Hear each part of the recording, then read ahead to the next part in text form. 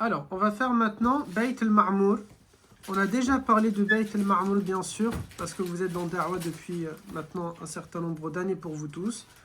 Et donc, on a eu le temps d'en discuter à plusieurs reprises, mais là, je vais essayer de donner un peu plus de renseignements sur Bayt al-Ma'mour. Ce n'est pas non plus un cours qui est super long, mais ça a le mérite au moins d'exister. Bayt al-Ma'mour, rappelez-vous, c'est quoi? Rappelez-moi, c'est quoi Bayt al-Ma'mour? Ah, vous avez oublié. Oui. La maison du... Si je le dis en marocain, ce serait Bayt al-Ma'ammar. Ah oui, maison pleine. C'est pas le ham ou le khobz ma'ammar. La maison pleine, non? La maison pleine, exactement. La maison peuplée. Ok, c'est la maison peuplée. Il s'agit d'un lieu de hajj au paradis pour les anges. C'est un lieu dans lequel chaque jour, mes garçons, 70 000 anges vont y aller et ils vont faire leur umrah ou leur hajj, ok, appelez-le comme vous le souhaitez. Chaque jour, ils vont y aller et une fois qu'ils y sont rentrés, plus jamais dans leur vie, ils auront le droit d'y retourner jusqu'à la fin des temps.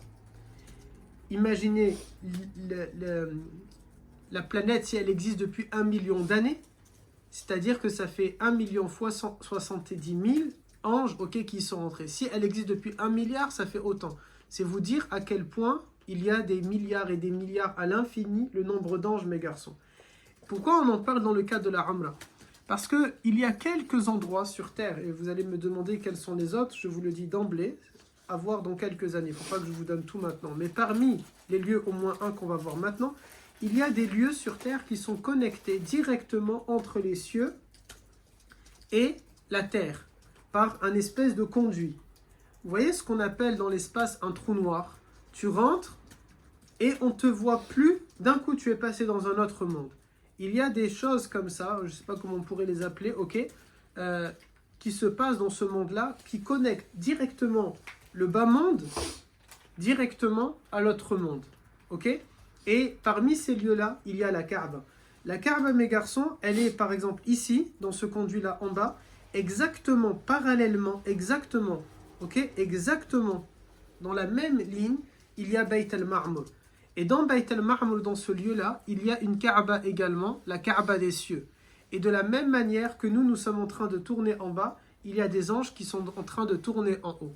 Ce qui fait que quand je comprends ça, je vous ai déjà donné maintenant pas mal, on a fait quasiment plus que 24 heures je crois de cours, pas mal de bagages pour que quand tu fais ta umrah, ton esprit il est bien occupé avec énormément de savoir et de connaissances et de khushu' et de recueillement. Eh bien en voilà un autre. Quand tu vas tourner autour de la Kaaba, dis-toi, juste au-dessus de toi, il y a les anges qui sont en train de tourner dans les cieux.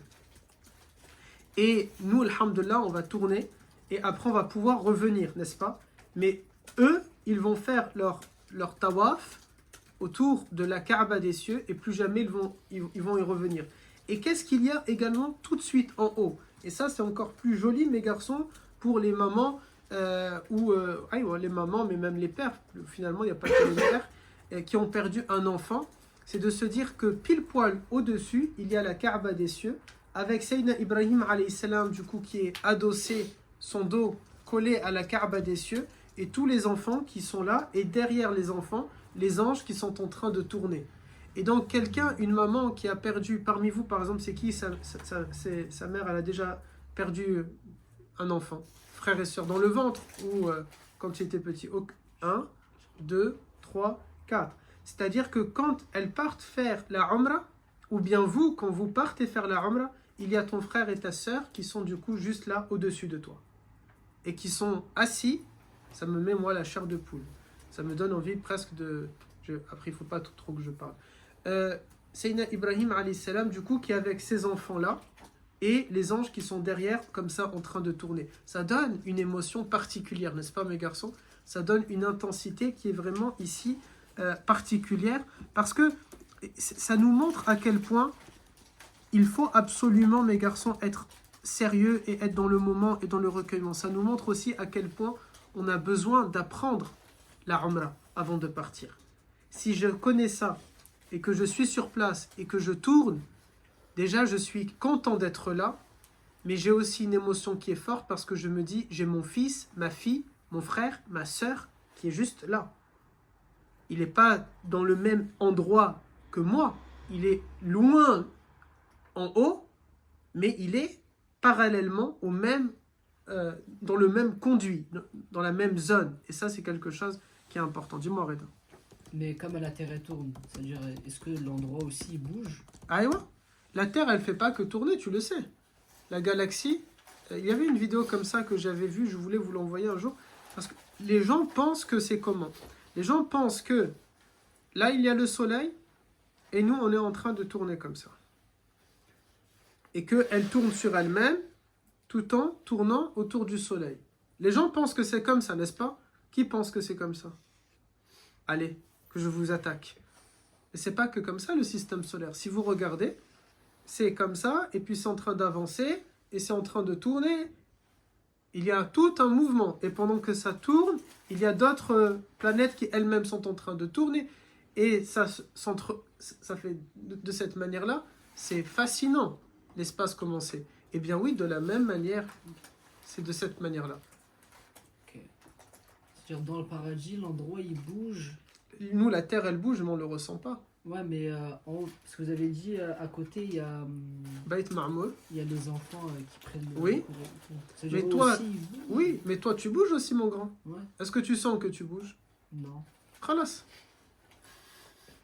C'est exactement pareil pour eux. Ok, mais Pourtant, en fait, nous, c'est pas, la- ils se déplacent eux-mêmes, ils bougent à un autre endroit. De la même manière que notre Terre. Elle tourne là en ce moment. Oui, mais ça veut dire que le paradis il est en mouvement. Oui, Ok. tout est en mouvement. Ah ouais, tout est en mouvement. Tout est en mouvement. D'ailleurs, parmi les signes de la fin des temps, enfin, c'est pas la signe. Allah Ta'ala a annoncé comment la Terre va, tout va exploser. Il dit dans Surat Yasin justement, وَالشَّمْسُ تَجْرِي لِمُسْتَقَرٍّ لَهَا. Le soleil, il est en train de courir vers sa destination finale. Et la science a trouvé qu'ils appellent ça l'étoile Vénus. Le système solaire est en train de foncer droit vers une lune, ou je ne sais pas comment ça s'appelle, qui s'appelle Vénus. Quand on va l'atteindre, finito. Je le dis avec de l'excitation, de l'enthousiasme, parce que je sais qu'on ne va pas le vivre, Inch'Allah. Ok? Est-ce que vous avez des questions? Du coup, Oui. vas-y. Beit el-Ma'mour, c'est ce qui est en parallèle avec la Kaaba, mais dans les cieux. Oui. Beit Ma'mour, c'est un endroit, une pièce entre guillemets, un espace au paradis, dans lequel il y a la Kaaba des cieux. La Kaaba des cieux, comment elle s'appelle? Allahu A'lam, ok? La Kaaba Sama, peut-être, quelque chose comme ça. Mais elle est dans Beit Ma'mour, comme si nous on dit le Mataf, Al-Haram. Ok, Beit Ma'mour, c'est juste un endroit. C'est l'endroit, c'est leur lieu de pèlerinage. Ok. Dis-moi mon grand. Parce qu'on sait c'est par exemple quel étage ou quoi. Oui, au 7e cieux. Au 7e.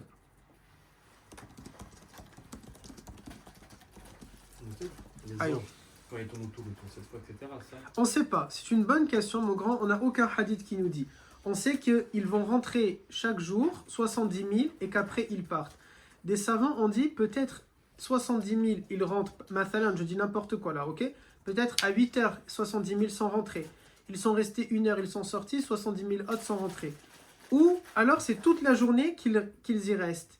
Et demain, c'est 70 000 autres. Wallah, on ne sait pas. Ce qu'on sait, c'est qu'ils ne peuvent y être que par 70 000 en même temps.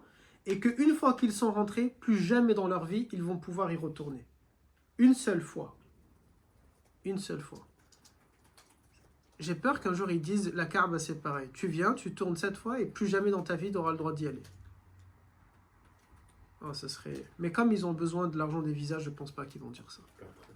Ils vont perdre de l'argent. Alors, quoi d'autre? Sur Bayt al-Ma'mour, Allah Ta'ala, vous savez mes garçons, dans le Coran, il jure sur ses créatures et nous jurons sur le Créateur. Et si on jure sur autre que le Créateur, c'est ce qu'on appelle Al-Halfu li ghayrillah et ça devient un shirk, ok? Mais Allah Ta'ala jure sur ses créatures. Wa duha, il jure sur le soleil qui se lève. Wa shams, il jure sur le soleil. Wa al-qamar, sur la lune. Wa najm, sur les étoiles. Dites-moi d'autres. Wa al-asr, il jure sur le temps. Wa tin, sur l'olivier. Wa tin, sur le figuier. Wa zaytoun, sur l'olivier. Quoi d'autre? Il dit pas wal ard. Ouais, ça, ce que toi tu dis, c'est le E, wa, mais E-T. C'est pas wa je jure par. Je crois pas qu'il dit qu'il jure sur la terre. J'ai un doute, mais je crois pas. Sur quoi d'autre Allah Ta'ala jure? Il n'y a pas un truc balad al-amin? Ah ouais. La uqsimu bihadha al-balad al-amin. Allah Ta'ala jure sur la Palestine. Alors certains ont dit al-balad al-amin c'est la Palestine, d'autres ont dit c'est Makkah parce que dans le verset d'après wa anta hillum fi hadha al-balad, et toi tu es parmi eux dans cette cité. Donc il y a l'avis le plus probable, c'est que il s'agirait probablement ici de Makkah. Sur quoi d'autre Allah Ta'ala va jurer? Le Coran aussi, il jure pas sur le Wal Qur'an, aywa, wal Qur'an al-Hakim. Allah Ta'ala jure sur le Coran généreux. Sur nous? Sur nous, c'est-à-dire, alors je vais réfléchir. Est-ce qu'il y a un verset où Allah Ta'ala dit je jure sur les hommes? C'est une bonne question. Je ne me rappelle pas. Je sais pas. C'est possible, mais je ne me rappelle pas. Je sais pas. Bon, Allah Ta'ala jure sur ses créatures. Parmi ces créatures, il y a Bayt al-Ma'mur, puisque Allah Ta'ala l'a créé. Ce qui nous montre que Bayt al-Ma'mur est au-delà d'un... Juste, c'est pas un lieu, c'est la création de Allah Ta'ala, au même titre que le paradis et tout ce qui existe. Allah Ta'ala jure dans le verset 4 de Surat At-Tur. Dis-moi mon grand. Du coup, si on est au paradis, est-ce qu'on peut faire le Hajj ou la Umrah? À Bayt al-Ma'mur? Oui. Aucune idée. Je sais pas. Moi, j'aimerais bien qu'on peut aller. Peut-être on va y aller, on va voir les anges faire eux leur Umrah et leur Hajj. Peut-être. Ok. Ce serait beau, masha'Allah. J'ai dit que c'était au 7e étage, ça. Aïe. En gros, il faut viser le 7e. Inch'Allah. Allah Ta'ala dit, Allah fait également serment par la maison que les anges peuplent lorsqu'ils s'y rendent pour adorer Allah. C'est-à-dire Allah Ta'ala a juré sur Bayt al-Ma'mur. Lorsque Nabi alayhi salam, mes garçons, il a fait Al-Isra wal-Mi'raj, il y a tout un épisode de Al-Isra wal-Mi'raj sur la chaîne YouTube par rapport au cours de Sira. Je crois que je l'ai fait en 2 parties ou 3 parties. Et donc je ne vais pas tout refaire là, parce que c'est 2 heures. Mais en gros, Nabi alayhi salam, lorsqu'il va être à Bayt al-Ma'mur, il va la visiter, ok? Il va voir cet endroit-là et il va demander à Jibril qu'est-ce que c'est, et Jibril alayhi salam va lui expliquer. Il s'agit de Bayt al-Ma'mur et on vient faire le Hajj ici, on vient faire notre pèlerinage. 70 000 par jour viennent ici et plus jamais ils ne vont y entrer. Tout de suite après, on va ramener 2 verres au prophète. Est-ce que vous connaissez le hadith ou pas? On a déjà vu ensemble ou jamais? On va ramener 2 verres au prophète, un qui contient du vin et un qui contient du lait. Et on va dire au prophète alayhi salam, tiens, tu veux boire lequel des 2? Et le prophète va choisir le lait. Et les anges vont tous l'observer. Ils entourent le prophète et ils observent ça. Et ils vont tous être contents et dire Alhamdulillah. Et ensuite, Jibril alayhi salam va sourire au prophète et va lui dire, tu as choisi pour ta umma. Si Nabi aurait choisi le vin, on serait tous alcooliques. Mais il a choisi le vin. Il n'a pas choisi le vin. Il a choisi le lait. Il a choisi le lait, ok? Sinon, on serait tous alcooliques. Ce qui veut dire, mes garçons, que quand un garçon ou une fille, bien sûr, ils vont décider de consommer de l'alcool, ils sont en train d'aller, non seulement c'est un acte haram, bien sûr, mais au-delà d'être un acte haram, c'est-à-dire ils veulent aller à l'encontre de la vie du prophète, et comme si, je dis pas moi, ils sont sortis, c'est eux à travers leur comportement, c'est comme s'ils demandent, ils réclament et ils actent le fait, je sors de la umma. Parce que les anges ont dit, tu as choisi pour ta umma. Et aussi, ils vont lui dire, c'est notre fitra. Notre inné naturel penche vers le lait plutôt que vers l'alcool. Et subhanallah, mes garçons, même les sociétés qui permettent la consommation d'alcool, ils n'ont jamais permis que tu peux en consommer à outrance. Il n'y a aucun pays au monde qui a permis à un individu, tu peux boire autant que tu veux et il n'y a pas de problème. Ils ont tous interdit, par exemple en France, c'est pas que quand tu conduis, tu n'as pas le droit d'être sous dehors. Si tu es chez toi, tu fais ce que tu veux. Mais si tu as un taux d'alcoolémie fort et tu marches dehors, on peut t'arrêter et tu vas aller dans une cellule de dégrisement ou bien aux urgences à la Péronie le temps que ton taux d'alcoolémie il va descendre. Et subhanallah, pourtant ils ont dit, pour eux c'est halal, pour eux c'est permis, c'est autorisé. Mais ils ont mis ici des limites. On voit ici bien que c'est la fitra. La fitra, le naturel de l'homme, il ne va pas vers l'alcool. Il ne va pas faire ce genre de choses. Dis-moi, Madia. Ah, pardon. Est-ce que vous avez une question? Non. Quand ils finissent Bayt al-Ma'mour, dès qu'ils vont faire leur pèlerinage, on sait que tout de suite après, ils partent dans un endroit et ils vont y faire ad-du'a et ils vont rester là-bas un certain temps qui nous est inconnu en train de faire des invocations. Et là aussi, la symbolique, elle est belle, mes garçons. Pourquoi? Car nous aussi, on fait tawaf et qu'est-ce qu'on part après tawaf? On laisse, maintenant, il y a Maqam Ibrahim, il y a la prière, on boit de l'eau de Zamzam, on monte sur As-Safa et qu'est-ce qu'on fait? On regarde la Kaaba et on est en train de faire ad-du'a. Et Bayt al-Ma'mour, ça se passe de cette manière-là. Ils ont, à chaque fois que les 70 000 rentrent, Allah Ta'ala va nommer un responsable, un chef parmi eux.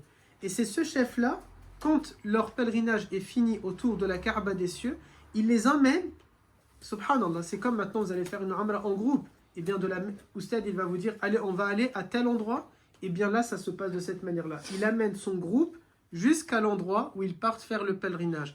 Et l'autre groupe va rentrer. Et bien vous, mes garçons, de la même manière, vous allez quitter le mataf, vous allez monter sur As-Safa, et vous allez regarder la Kaaba en train de faire du'a, et vous allez avoir la nouvelle vague des gens qui sont en train de rentrer. Et c'est en discontinu, encore, encore, encore et encore. Et c'est exactement comme ça dans Bayt al-Ma'mour. On voit bien comment, mes garçons, les gens, ils vont être dans ce lieu-là, et ils sont avec un esprit léger. Parce que si tu n'apprends pas l'histoire, si tu ne connais pas ce genre d'éléments, ce genre de choses, bien sûr, la Umrah, elle sera valide certainement. Bi'idnillah, c'est Allah Ta'ala qui décide, c'est pas moi.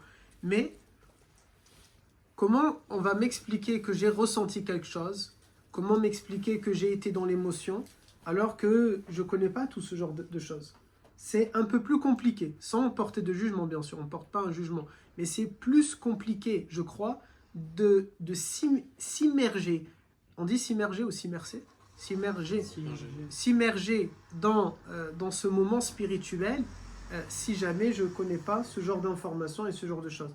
Amma, dès que je vais savoir ça, et que je tourne et que je suis en train de penser à ce qu'on a dit tout à l'heure, et je vais marcher jusqu'à As-Safa, eh bien je suis en train de m'imaginer tous, parce qu'un ange, je peux l'imaginer, hein, c'est pas le prophète, alayhi salatu salam, j'ai le droit d'imaginer un ange. Et donc je suis en train de m'imaginer ces anges avec ces 2, 3, 4 ailes, ces 600 ailes, ces êtres faits de lumière qui sont en train aussi d'avancer. Et ce qui est encore plus beau, mes garçons, c'est quoi? C'est que les anges, ils sont blancs, n'est-ce pas? Eh bien, tu vas toi aussi voir tous ces pèlerins blancs en train de monter.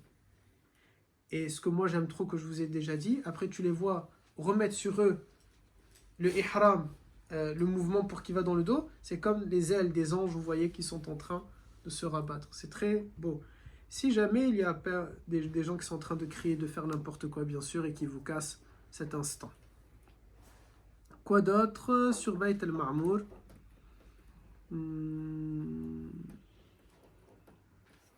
Khalas. J'ai tout dit sur Bayt al-Ma'mour. Est-ce que vous avez des questions, mes garçons?